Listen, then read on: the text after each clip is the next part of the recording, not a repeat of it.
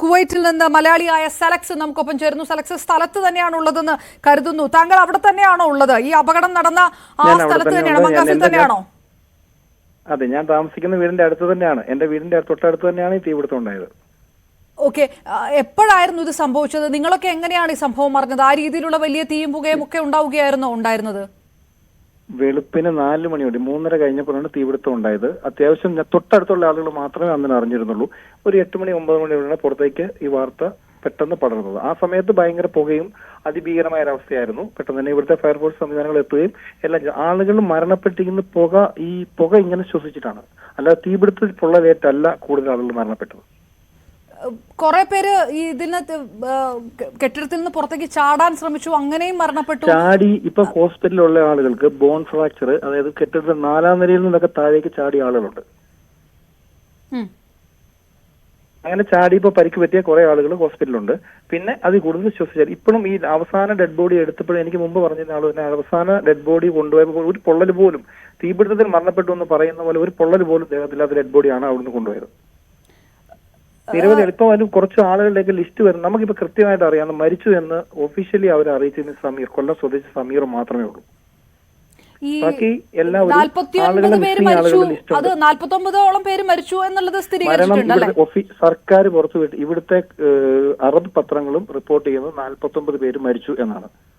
അത് കൂടാനുള്ള സാധ്യതയുണ്ടെന്നാണോ അവിടെ നിന്ന് പറയാൻ കഴിയുന്നത്?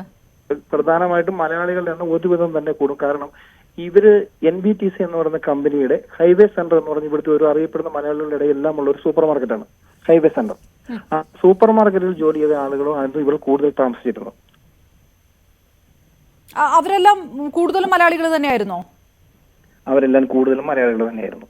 അത് ഈ ഒന്നാമത് 4 മണി സമയമായതുകൊണ്ട് പുലർച്ചയോടെ സൂപ്പർ മാർക്കറ്റൊക്കെ ഓപ്പൺ ആകുന്നത് 8 മണിക്കാണ് ഇവിടെ.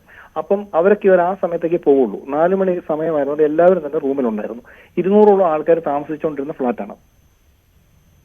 200-ലേറെ പേർ താമസിച്ചുകൊണ്ടിരുന്ന ഫ്ലാറ്റ്. ഇതിനകത്ത് 200-ലും അധികം ആളുകൾ അവിടെ താമസിക്കുന്നുണ്ടായിരുന്നു ആ ഫ്ലാറ്റിൽ.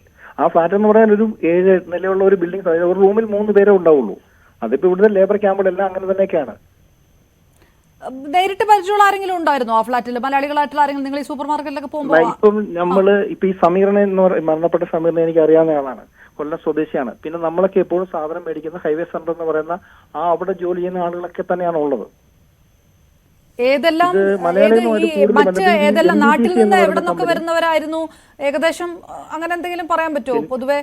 ഉറപ്പായിട്ടും NBTC എന്ന് പറയുന്ന കമ്പനി നമുക്കെല്ലാം അറിയാവുന്ന പോലെ KG എബ്രഹാമിന്റെ തിരുവല്ലയിലുള്ള അദ്ദേഹമാണ്. കൂടുതൽ ആളുകളും പത്തനംതിട്ട, തിരുവല്ല, ചങ്ങനാശ്ശേരി ഭാഗങ്ങളിലുള്ള ആളുകളാണ് ആ കമ്പനിയിൽ ജോലി ചെയ്യുന്നത്. ഓക്കെ, അതായത് ഇനിയിപ്പോ കുറെ പേരെ ആശുപത്രിയിലേക്ക് മാറ്റിയിരിക്കുന്നു. അതിലും ഗുരുതരമായിട്ട് പരിക്കേറ്റവരുണ്ട് എന്നുള്ളൊരു ഗുരുതരമായ പരിക്ക് പറ്റിയ ആളുകൾ ആശുപത്രികളിൽ ഇവിടുത്തെ ഏറ്റവും ടോപ്പ് മെഡിക്കൽ കോളേജുകൾ, നമ്മുടെ നാട്ടിലെ മെഡിക്കൽ കോളേജുകൾ ലെവലിലുള്ള അദാൻ ഹോസ്പിറ്റൽ, ജഹറ ഹോസ്പിറ്റൽ, അങ്ങനെയുള്ള ഹോസ്പിറ്റലുകളിലാണ് പ്രധാന ഒരു പ്രശ്നം. നമ്മൾ മലയാളികൾ അടക്കമുള്ള ഇന്ത്യക്കാരൊന്നും ഇതെല്ലാം മിനിസ്റ്റർ നേരിട്ട് അല്ലെ പോലീസ് സംവിധാനം നേരിട്ട്, ആരോഗ്യവകുപ്പ് നേരിട്ടാണ് കാര്യങ്ങളെല്ലാം ചെയ്യുന്നത്. ഒരാളോട് പോലും ഇവരത് ഒരു ഊഹാപോഹങ്ങൾ പ്രചരിപ്പിക്കാനോ ഒന്നും ഒരാളെ പോലും അങ്ങോട്ട് കയറ്റി പോലും വിടുന്നില്ല. ഇവരുടെ ഈ ബന്ധുക്കളും ഇവരുടെ നാട്ടിൽ നിന്ന് അതുപോലെ ഫോൺ കോളുകൾ വരുന്നുണ്ട്. ഫോണിൽ പലതും കിട്ടുന്നില്ല. ആൾക്കാർ വളരെ പാനിക്കാണ്. പക്ഷെ ഇവരത് കറക്റ്റ് വിവരങ്ങൾ മാത്രമേ പുറത്തേക്ക് കൊടുക്കുന്നുള്ളൂ. അതാണ് പ്രധാന ആവശ്യം. ഈ സലക്സ്, ഈ ഓൺലൈൻ സൈറ്റുകളിലൊക്കെ 25ഓളം മലയാളികൾ എന്നുള്ള സൂചനകൾ വരുന്നു. പലരും പേരുകളൊക്കെയാണ് പബ്ലിഷ് ചെയ്തുകൊണ്ടിരിക്കുന്നത്. നമുക്കിപ്പോൾ സ്ഥിരീകരിച്ചിട്ടേ നമുക്ക് വാർത്ത കൊടുക്കാൻ കഴിയുള്ളൂ. പക്ഷെ അവിടെ നിങ്ങൾ നിൽക്കുമ്പോൾ ആ തരത്തിൽ അങ്ങനെ ഒരു വലിയൊരു കണക്കിലേക്ക് മരണസംഖ്യ പോകും എന്ന് വലിയൊരു കണക്കിലേക്ക് പോകാനുള്ള സാധ്യതയുണ്ട്. ഉറപ്പായും മരണസംഖ്യ വലിയൊരു കണക്കിലേക്ക് പോകാൻ സാധ്യതയുണ്ട്. അവിടുത്തെ ജോലിക്കാരിൽ ഒരു ഭൂരിഭാഗം ആളുകളും മലയാളികൾ, ഇന്ത്യൻസ് ആണ്. അതിൽ കൂടുതൽ മലയാളികളായതുകൊണ്ട് മരണസംഖ്യ വരുമ്പോൾ മലയാളികൾ ഉണ്ടാവും എന്നുള്ള ഉറപ്പാണ്. ഏതാനും കുറച്ച് സമയങ്ങൾ കഴിഞ്ഞാൽ ഇപ്പോൾ ഒരു ലിസ്റ്റ് പ്രചരിക്കുന്നുണ്ട്. 21 പേരുടെ ഒരു ലിസ്റ്റ് പ്രചരിക്കും. അത് നിങ്ങൾക്കും കിട്ടിക്കാണുമെന്ന് ഞാൻ കരുതുന്നു. അത് മിസ്സിംഗ് ആയ ആളുകളുടെ പേര് പുറത്തേക്ക് വിട്ടതാണ്. മിസ്സിംഗ് ആയിട്ടുള്ള ആൾക്കാരുടെ പേരുകളാണ് അല്ലെ? 21 പേര് മിസ്സിംഗ് ആയ ആളുകൾ. അത് മിസ്സിംഗ് ആണെന്ന് പറയുന്നത് വിവിധ ആശുപത്രികളിലാണ് ആളുകളുള്ളത്. 3 ആശുപത്രികളിൽ അല്ലെ? ഏതെല്ലാം പ്രധാനപ്പെട്ട ആശുപത്രികളാണെന്ന് ഒന്ന് കൺഫേം ചെയ്യാൻ പറ്റുമോ? ജഹറ ഹോസ്പിറ്റൽ, ഉറപ്പായും Jahra hospital, Adan hospital, Farwaniya hospital, Mubarak hospital, അങ്ങനെയുള്ള ഇവിടുത്തെ പ്രധാനപ്പെട്ട 4 ആശുപത്രികളിലാണ് ആളുകളുള്ളത്.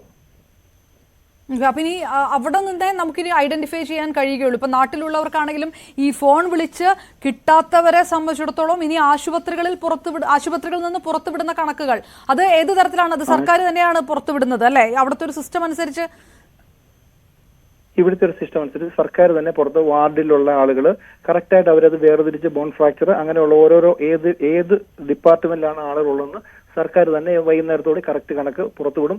തന്നെയല്ല അവർ കമ്പനിയും പുറത്ത് ആ ഒരു കമ്പനി ആണെങ്കിൽ NBTC എന്ന് പറഞ്ഞ കമ്പനിയിൽ അവരുടെ ഏറ്റവും ഉയർന്ന ആളുകളും ഇവിടുത്തെ മിനിസ്ട്രിയിലെ അപകടം നടന്ന സ്ഥലത്തുണ്ട്. ഇപ്പോൾ ഇവിടുത്തെ പോലീസ് സംവിധാനങ്ങളാണെങ്കിലും സർവ്വ സംവിധാനങ്ങളും ഈ സ്ഥലത്ത് ഇപ്പോഴുണ്ട്. സാലക്സ്, ഒരു കാര്യം കൂടെ, ഈ കെട്ടിട ഉടമയെ അറസ്റ്റ് ചെയ്യാനുള്ള ഒരു നീക്കങ്ങളൊക്കെ നടക്കുന്നുണ്ട്, അങ്ങനെയുള്ള റിപ്പോർട്ടുകളൊക്കെ വരുന്നുണ്ട്. കാരണം ഇതിന് വേണ്ട സേഫ്റ്റി മെഷേഴ്സ് ഉണ്ടായിരുന്നില്ല, അതുകൊണ്ടാണ് ഇങ്ങനെ ഒരു അപകടത്തിലേക്ക് പോയത് എന്നൊക്കെ പറഞ്ഞ് കേൾക്കപ്പെടുന്നു. അതിൽ വാസ്തവമുണ്ടോ എന്ന് കരുതുന്നോ?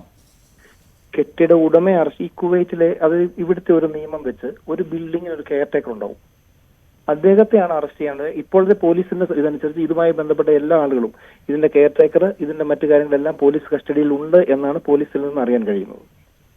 അവർ ഒളിവിലല്ല, അവർ പോലീസിന്റെ കസ്റ്റഡിയിൽ തന്നെ ഉണ്ടെന്നാണ് അറിയാൻ കഴിയുന്നത്. Okay, right. വളരെയധികം നന്ദി സാലക്സ്. കുവൈറ്റിൽ നിന്നാണ് നമുക്ക് ഇത്രയും വിവരങ്ങൾ നൽകിയത്. ഇപ്പോൾ നോർക്കയുടെ